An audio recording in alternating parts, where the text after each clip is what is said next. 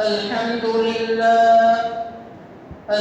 لله نحمده ونستعينه ونستغفره ونؤمن به ونتوكل عليه ونعوذ بالله من شرور أنفسنا ومن سيئات أعمالنا من يهده الله فلا مضل له ومن يضلله فلا هادي له ونشهد أن لا إله إلا الله وحده لا شريك له ونشهد أن سيدنا ومولانا محمدا عبده ورسوله أما بعد فأعوذ بالله من الشيطان الرجيم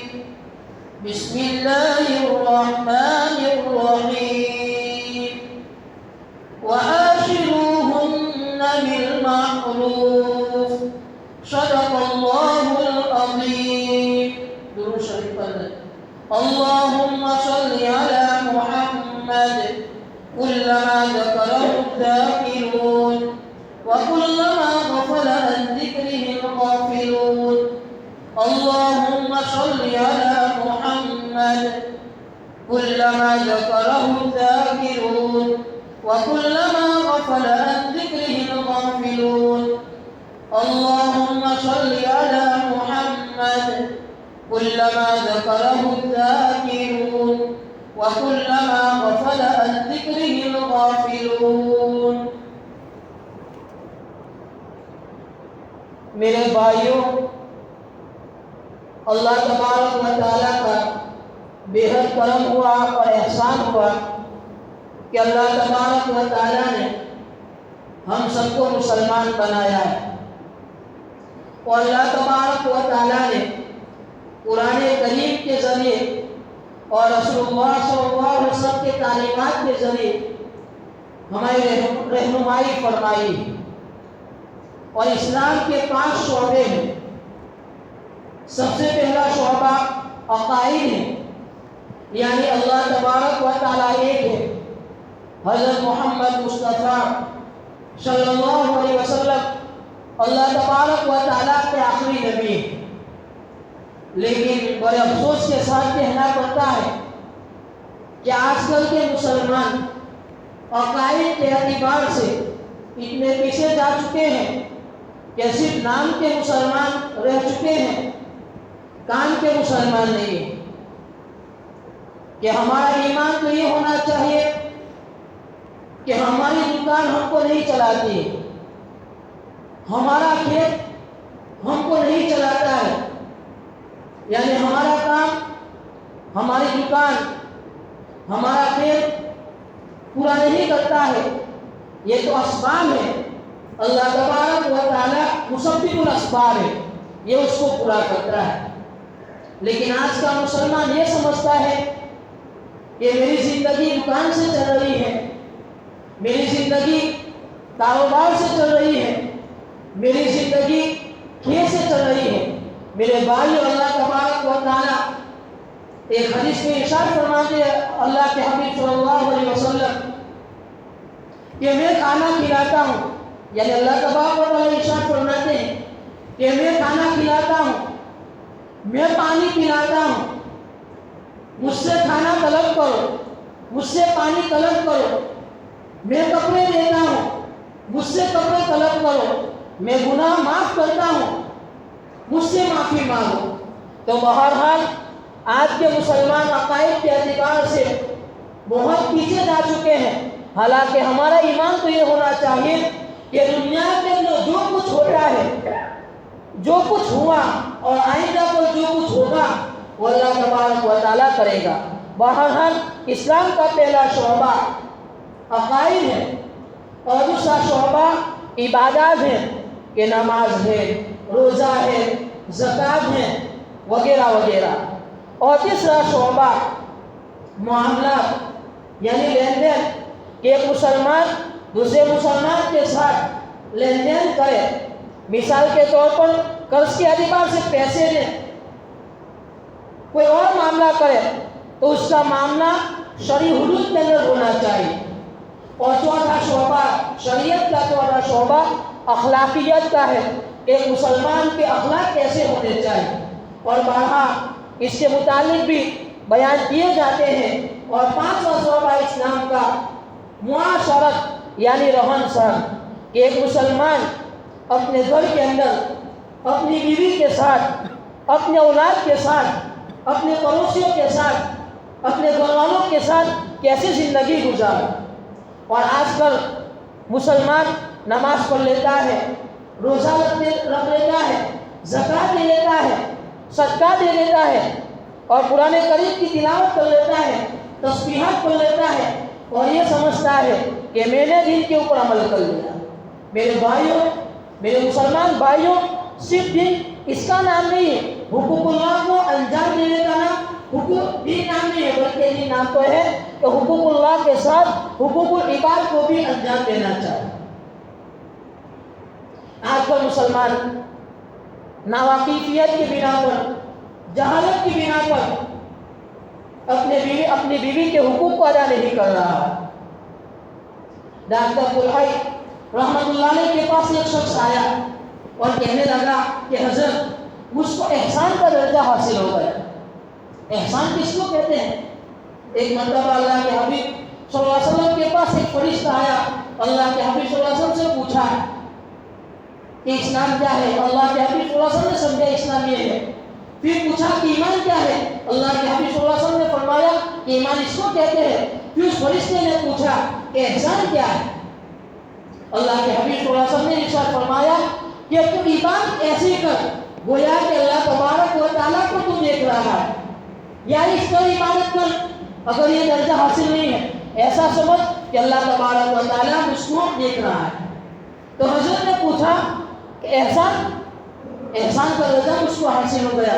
تو حضرت نے پوچھا کہ صرف نماز میں؟ کہ ہاں صرف نماز میں، کہ حدیث کے اندر یہ ہے کہ جب تو عبادت کرے تو ایسا سمجھ کہ میں اللہ تبارک و تعالیٰ کو دیکھ رہا ہوں۔ حضرت نے فرمایا کہ صرف عبادت کے اندر نہیں، جب تو اپنی بیوی کے ساتھ سلوک کر رہا ہو، اپنے اولاد کے ساتھ سلوک کر رہا ہو، تو بازار کے اندر ہو، اس وقت بھی تیرے ذہن کے اندر، تیرے سامنے یہ ہو کہ اللہ تبارک و تعالیٰ مجھ کو دیکھ رہا ہے۔ تو میرے بھائیوں، ہم اپنی بیوی کے ساتھ، اپنے اولاد کے ساتھ معاملہ کریے تو یہ سوچے کہ اللہ تبارک و تعالیٰ مجھ کو دیکھ رہا ہے۔ جیسا کہ ایک واقعہ مشہور ہے، ایک مرتبہ حضرت عمر رضی اللہ تعالیٰ عنہ گشت لگا رہے تھے، چکر لگا رہے تھے، تو ایک چرواہا بکریاں چرا رہا تھا۔ تو حضرت نے ان سے پوچھا کہ مجھ کو بھوک لگی ہے، امتحاناً پوچھا کہ مجھ کو بھوک لگی ہے، کچھ دودھ دے دیجیے۔ تو اس چرواہے نے کہا کہ یہ بکریاں چرانے کا حکم ہے، مجھے دودھ نکالنے کا حکم نہیں ہے۔ تو حضرت نے فرمایا میں اس کو پیسہ دیتا ہوں، ایک بکری مجھ کو دے دینا اور اپنے مالک سے کہہ دینا ایک شیر آیا اور بکری کو لے کر چلا گیا۔ تو اس چرواہے نے جواب دیا کہ فائن اللہ، اللہ کہا۔ تو حضرت عمر نے فرمایا کہ واقعات کی بات صحیح ہے۔ تو میرا کہنے کا مقصد یہ ہے کہ ہم اپنی بیوی کے ساتھ، اپنے اولاد کے ساتھ جو سلوک کریں تو اس وقت ہمارا یہ دھیان ہو کہ اللہ تبارک و تعالیٰ مجھ کو دیکھ رہا ہے۔ اور قرآن کریم میں اللہ تبارک و تعالیٰ ارشاد فرماتے ہیں وَعَاشِرُوهُنَّ بِالْمَعْرُوفِ، اپنی بیوی کے ساتھ اچھا سلوک کرو۔ مولانا حکیم اختر صاحب رحمت اللہ علیہ بہت اچھی مثال دے کر سمجھاتے ہیں کہ ایک لڑکی کی شادی ہوئی، اپنے شوہر کے وہاں آئی، تو اس لڑکی کا باپ اسی گاؤں کے اندر پولیس والا تھا۔ وہ پولیس والا آیا اور لڑکی سے کہنے لگا کہ بھائی یہ میری لڑکی سمجھ، اس کے ساتھ اچھا سلوک کرنا۔ تو میرے بھائی وہ شوہر پوری زندگی اس کے ساتھ اچھا سلوک کرے گا، یہ سوچے گا، تکلیف دینے سے پہلے یہ سوچے گا کہ اگر میں تکلیف دوں گا اس کو تو اس کے بعد کا جو دوست پولیس والا ہے میرے پاس آئے گا اور میرا معاملہ بگڑ جائے گا۔ تو میرے بھائیوں، یہ تو اللہ تبارک و تعالیٰ نے ہم کو حکم دیا ہے کہ وَعَاشِرُوهُنَّ بِالْمَعْرُوفِ، یہ ارحم الحاکمین ہے، سب کا مالک ہے کہ تم اپنی بیویوں کے ساتھ اچھا سلوک کرو۔ اللہ کے حبیب صلی اللہ علیہ وسلم نے ایک مرتبہ ارشاد فرمایا کہ بیوی ہمارے لیے سب کچھ کرتی ہے، لیکن ہمارا حال تو یہ ہے کہ ہم اس کو ہی تکلیف پہنچاتے ہیں۔ ایک مرتبہ مولانا اشرف علی تھانوی رحمۃ اللہ علیہ بہت بڑے عالم تھے، تو ان کی بیوی نے کہا کہ میں کہیں جا رہی ہوں تو مولانا مرغیاں رکھتے ہیں، کہا کہ مرغیوں کا دیکھ بھال رکھنا، ان کو دانا پانی رکھنا اس کے سامنے۔ اور مولانا کی یہ عادت تھی، یہ معمول تھا کہ فجر کی نماز کے بعد چکر لگاتے تھے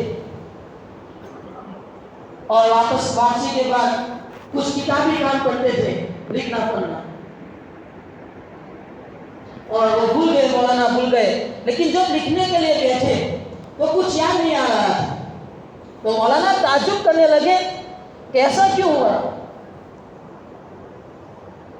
تو مولانا نے سوچا تو اللہ تبارک و تعالیٰ نے یہ بات دل کے اندر ڈالی کہ آپ کی بیوی کہہ کر گئی ہے کہ مرغی کا خیال رکھنا۔ تو میرے بھائیوں، میرا کہنے کا مقصد یہ ہے کہ ایک بے جان جانور، یہ مرغی ایک جانور، اس کا خیال نہیں رکھا حضرت نے، تو تمام علوم ان کے ذہن و دماغ سے نکل گئے۔ تو بیوی تو ایک ہماری محسن ہے، ہمارے ساتھ اچھا سلوک کرتی ہے، اس کے ساتھ تو بلد اولاد اچھا سلوک کرنا چاہیے۔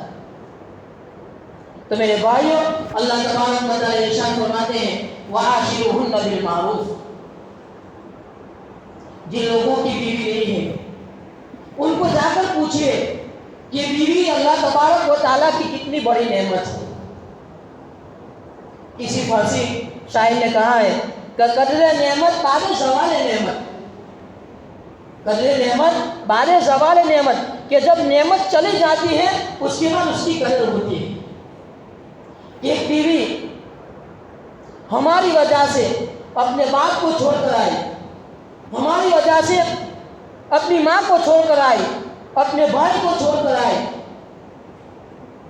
لیکن ہم اس کے ساتھ اچھا سلوک نہ کریں، یہ بڑی بدبختی ہے۔ قاری طیب صاحب رحمۃ اللہ علیہ بہت بڑے اللہ کے ولی تھے، بہت بڑے عالم تھے۔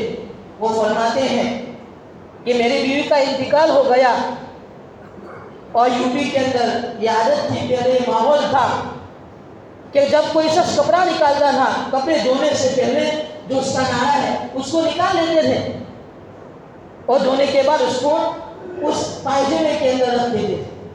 تو مولانا فرماتے ہیں کہ میری بیوی کا انتقال ہو گیا، جب میں نے غسل کیا، پہلی مرتبہ بیوی کے انتقال کے بعد پہلی مرتبہ غسل کیا، اور میری بیوی نے، میری بہو نے کپڑے پیش کیے، تو پائجامے کے اندر نارا نہیں تھا بلکہ پائجامے کے اوپر نارا تھا، تو میری آنکھوں سے آنسو نکل گئے۔ تو میرے بھائیوں، یہ بیوی اللہ تبارک و تعالیٰ کی بہت بڑی نعمت ہے، اور قرآن کریم ارشاد فرماتے ہیں وَمِنْ آیَاتِ خَلْقُ السَّمَاوَاتِ وَالْأَرْضِ وَاخْتِلَافُ أَلْسِنَتِكُمْ وَأَلْوَانِكُمْ، اور اس جگہ اللہ تبارک و تعالیٰ آگے ارشاد فرماتے ہیں کہ لِتَسْكُنُوا إِلَيْهَا، یہ بیوی تو ایک ایسی چیز ہے جس سے تم کو سکون ملتا ہے، تم کو نصیحت حاصل ہوتی ہے۔ تو میرے بھائیوں، یہ کچھ باتیں تھیں کہ اللہ تبارک و تعالیٰ ارشاد فرماتے ہیں کہ وَعَاشِرُوهُنَّ بِالْمَعْرُوفِ، بیوی کے ساتھ اچھا سلوک کرو۔ اگر ہم اس کے ساتھ اچھا سلوک نہیں کریں گے تو اللہ تبارک و تعالیٰ کی رحمتیں، اللہ تبارک و تعالیٰ کی برکتیں ہمارے گھر کے اندر نازل نہیں ہوگی۔ لیکن آج کے مسلمان کی حالت تو یہ ہے کہ جب اپنے دوستوں میں، جب اپنے احباب میں بیٹھتا ہے، مجلس میں ہوتا ہے تو بڑی ہنسی مذاق ہوتی ہے، لیکن جب اپنے گھر کے اندر آتا ہے تو اپنی زبان سے اپنی بیوی کو گالی بکتا ہے، اس کے باپ کے نام سے گالی بکتا ہے، اس کے ماں کے نام سے گالی بکتا ہے، اس کے بھائی کے نام سے گالی بکتا ہے۔ حالانکہ یہی بیوی جو ہماری اولاد کی تربیت کرتی ہے، سب سے پہلے صبح میں ہمارے لیے چائے پکاتی ہے، چائے بناتی ہے، ہمارے کپڑے دھوتی ہے، اور دوپہر کا کھانا پکاتی ہے، شام کی چائے بناتی ہے اور رات کا کھانا پکاتی ہے، ہم اس کے ساتھ ایسا سلوک کریں، یہ بڑے افسوس کی بات ہے۔ اور حدیث کے اندر تو ہے ایک بیوی ہے ایک عورت، یہ تیری پسلی سے پیدا ہوئی ہے، بیوی لڑکی تیری پسلی سے پیدا ہوئی ہے، وہ تیری جائے گی۔ اللہ کے حبیب صلی اللہ علیہ وسلم نے ارشاد فرمایا ہے کہ تو بیوی کے ساتھ پوری زندگی سلوک کر، آخر میں کیا کہے گی؟ میں نے تیرے گھر کے اندر صرف 2 کپڑے، 2 چکھڑے اور 2 ٹکڑے دے۔ اللہ کے حبیب صلی اللہ علیہ وسلم ارشاد فرماتے ہیں کہ بیوی اپنے شوہر کو جلدی سند نہیں دیتی ہے۔ یہ تو اللہ کے حبیب صلی اللہ علیہ وسلم تھے کہ حضرت خدیجہ رضی اللہ تعالیٰ عنہ نے جلدی سند دے دی کہ جب اللہ کے حبیب صلی اللہ علیہ وسلم پہلی وحی لے کر واپس آئے تھے تو اس وقت حضرت خدیجہ نے جو تسلی کے الفاظ کہے تھے کہ واللہ ما یخزیک اللہ ابدا، اللہ کی قسم اللہ تبارک و تعالیٰ آپ کو برباد نہیں کرے گا، رسوا نہیں کرے گا کہ آپ تو لوگوں کی مدد کرتے ہیں، غریبوں کی مدد کرتے ہیں۔ ایک واقعہ ہے، ایک مرتبہ ایک اللہ والے اپنی بیوی کے ساتھ بیٹھے ہوئے تھے تو بیوی کہنے لگے کہ آپ کیا اللہ والے ہیں؟ اللہ والے تو میں نے دیکھا ہے اللہ والے کو آگ کے اندر ہوا کے اندر اڑ رہے ہیں، آسمان کے اندر اڑ رہے ہیں۔ تو اس اللہ والے نے کہا میں ہی تھا جو آسمان میں اڑ رہا نا، میں ہی تھا۔ تو بیوی کہنے لگی اسی لیے وہاں کے اڑ رہے تھے، اسی لیے تیرے اڑ رہے تھے۔ تو میرا کہنے کا مقصد یہ ہے کہ بیوی لڑکی ذات ایسی ہے کہ پوری زندگی اس کے ساتھ اچھا سلوک کرو، آخر میں کیا کہے گی؟ تیرے گھر کے اندر میں نے 2 کپڑے اور 2 چیتھڑے دے دی۔ تو ہمیں عیب نہیں دیکھنا ہے، ہمیں تو اس کے اندر خیر دیکھنا ہے۔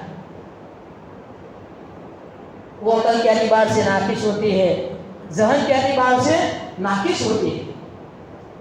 ہمیں تو قرآن کریم کہتا ہے کہ وَعَاشِرْهُنَّ بِالْمَعْرُوفِ، اچھا سلوک کرو۔ اللہ کے حبیب صلی اللہ علیہ وسلم بھی فرمایا کرتے تھے کہ اپنی بیوی کے ساتھ اچھا سلوک کرو۔ تو بہرحال آج کے اعتبار سے پہلی بات تھی کہ اپنی بیویوں کے ساتھ اچھا سلوک کرو، انشاءاللہ جس گھر کے اندر بیوی خوش ہوگی وہ گھر جنت کا نمونہ بنے گا، اور جس گھر کے اندر بیوی ناراض ہوگی وہ گھر جہنم کا نمونہ بنے گا۔ جب 2 برتن ہوتے ہیں آپس میں ٹکراتے ہیں، اللہ والے کے گھر کے اندر بھی ایسے واقعات پیش آتے رہتے ہیں۔ تو ہمیں تو ایسے وقت پر اللہ کے حبیب صلی اللہ علیہ وسلم کی تعلیمات کو دیکھنا ہے کہ اللہ کے حبیب صلی اللہ علیہ وسلم نے ہم کو کیا سکھلا کر گئے، یہ باتیں سکھلا کر گئے۔ تو آج کے اعتبار سے پہلی بات، اور دوسری بات کہ آج کل مسلمانوں کے اوپر حالات سب اس سے واقف ہیں۔ آج کل ٹیکنالوجی کا زمانہ ہے، سب کے پاس یہ بات پہنچ جاتی ہے کہ مسلمان کیسی حالات میں، تو ہمیں کیا کرنا ہے؟ تو سب سے پہلی بات تو یہ ہے کہ دعاؤں کا اہتمام کرنا ہے۔ الدعاء سلاح المؤمن، یہ دعا تو مومن کا ہتھیار ہے۔ جس طرح ہتھیار سے اپنے جسم کی حفاظت ہوتی ہے، اسی طرح ایک مسلمان دعاؤں کے ذریعے اپنی حفاظت کرتا ہے۔ اور ایک حدیث کے اندر ہے کہ مسلمان تو آپس میں ایک جسموں کی طرح ہے کہ اگر مثال کے طور پر انگلی کو تکلیف پہنچی تو پورا جسم بے قرار ہو جاتا ہے، تو اسی طرح کسی مسلمان کو تکلیف پہنچے تو پورا معاشرہ، پورا مسلمان سماج بے چین ہو جانا چاہیے۔ تو دعاؤں کا اہتمام کرنا چاہیے۔ اس سے پہلے بھی میں نے ایک حدیث آپ حضرات کے سامنے پیش کی تھی، مختصر پیش کرتا ہوں۔ اللہ کے حبیب صلی اللہ علیہ وسلم ارشاد فرماتے ہیں کہ بنی اسرائیل کے 3 لوگ کئی سفر کے اندر جا رہے تھے، بہت بارش ہوئی تو ایک گائے کے اندر چھپ گئے۔ اللہ کا کرنا ایسا ہوا کہ گائے کے اوپر ایک چٹان جیسے پتھر تھی، وہ لوکا پتھر جو گائے کا دروازہ تھا وہ بند ہو گیا، وہ پریشان ہو گئے، ہم کیا کریں گے؟ تو تینوں لوگوں نے مشورہ کیا کہ اپنی زندگی کے اندر جو اچھا کام کیا ہو اس کے وسیلے سے اللہ تبارک و تعالیٰ سے دعا مانگ۔ تو ایک شخص نے دعا کی کہ اللہ تبارک و تعالیٰ میرے ماں باپ تھے، میں سب سے پہلے ان کو دودھ پلاتا تھا، پھر اپنے اولاد کو دودھ پلانا تھا۔ ایک مرتبہ ایسا ہوا میں جنگل کے اندر چلا گیا اور بہت تاخیر ہو گئی، آ کر دیکھا کہ میرے ماں باپ سو گئے ہیں، تو پوری رات میں اپنے ماں باپ کے سرحانے پیالہ لے کر کھڑا رہا، اور صبح ہوئی تو میں نے سب سے پہلے اپنے ماں باپ کو دودھ پلایا۔ اللہ تبارک و تعالیٰ یہ عمل اس کو پسند ہو تو اس شیطان کو دور کر دیجیے، تو اللہ تبارک و تعالیٰ کے حکم سے شیطان کو کھسک گئی۔ دوسرے نے دعا کی کہ اللہ تبارک و تعالیٰ ایک مرتبہ میری چچا بہن مجبوری کی وجہ سے میرے پاس آئی تھی، مالی مدد کے لیے آئی تھی، تو میں نے اس کو کہا تھا اس شرط کے ساتھ آپ کی مدد کروں گا کہ میں آپ کے ساتھ زنا کروں گا، میں اس کام کے لیے تیار ہو گیا تھا، لیکن اس اللہ کی بندی نے کہا تھا اس کام سے رک جائیے، تو اے اللہ میں اس کام سے رک گیا تھا، اگر یہ کام میں نے تیری رضامندی کے لیے کیا تھا تو اس شیطان کو دور کر دیجیے۔ اللہ تبارک و تعالیٰ نے اس شیطان کو دور کر دیا۔ کسی نے کہا کہ ایک شخص مزدوری لیے بغیر چلا گیا تھا، تو میں نے اس کی مزدوری کو کاروبار میں لگایا، اور ایک وقت کے بعد آیا تو میں نے اس کو تمام کچھ اس کو دے دی۔ اللہ تبارک و تعالیٰ کا یہ کام میں نے تیری رضامندی کے لیے کیا تھا تو اس مصیبت کو دور کر دیجیے، تو اللہ تبارک و تعالیٰ نے اس شیطان کو دور کر دیا۔ یہ دعا کا نتیجہ ہے۔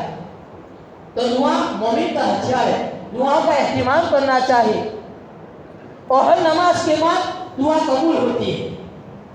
تو ہر نماز کے بعد اپنے لیے دعا مانگے، اپنے مسلمان بھائیوں کے لیے دعا مانگے، اپنے اولاد کے لیے دعا مانگے، اور دوسری چیز نمازوں کا اہتمام کرنا چاہیے۔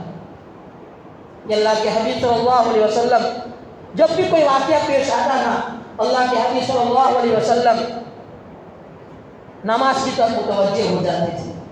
بارش بھی آ جاتا تھا، ٹھنڈی ہوائیں بھی شروع ہو جاتی تھی، اللہ کے حبیب صلی اللہ علیہ وسلم مسجد کی طرف رخ کرتے تھے۔ تو نمازوں کا اہتمام کریں۔ ہماری اتنی بڑی بستی ہے، لیکن افسوس کی بات ہے ہم نماز کے اعتبار سے بہت پیچھے ہیں۔